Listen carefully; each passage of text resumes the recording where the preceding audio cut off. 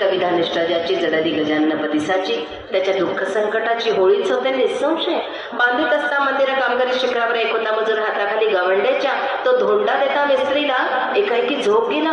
30 फुटावरून पडला खाली घडीव दगडावर. तो पडत्या लोकांनी पाहिला, जनमणती मेला मेला. उंचावरून खाली पडला, आता कशाचं वाचेतो. परी घडल्या घटित कोठे न लागले त्या प्रत, जैसा चेंडू झेलितात तैसे त्याचे झाले. सोपान साये ज्या परी जन उतरते भुईवरी, ते झाले त्याच परी त्या मजुरा कारणे. मजूर म्हणे लोकांना, माझा जेव्हा झोप गेला तेव्हा एकाने धरले मला पडता पडता करास, पाय भूमीसी लागता क्षणी तो न दिसला मज लागुने.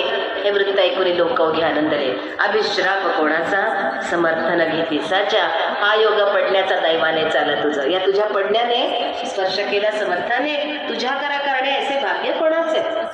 असो एक बाई रश्मिताची जयपुरावून आलिसाची, बाधा होती भूताची दया आपले करणे.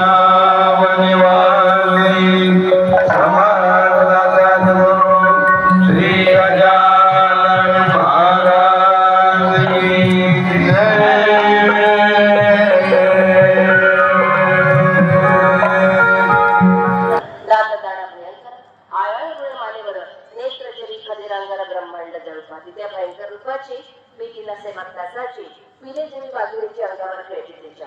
तुम्हा पाहून देवराने लक्ष्मीला कसे पुढे यावया, अशा स्थितीत लागला पाया भक्त तुझा नरहे. तू भक्त वत्स लक्ष्मीकांत असे सांगत आले संत, पुरविषयी भक्त मनोरथ नाही ना त्याचे माणसे कदा. ते आपला विदासी जागा ऋषिकेशी, दास गळू लागला पायासी, अभय सुदे पांडुरंगा. गजाननाचे परमभक्त होते काही अकोल्यात, तयाची या सदना प्रथा हमेशा वे समर्थांनी.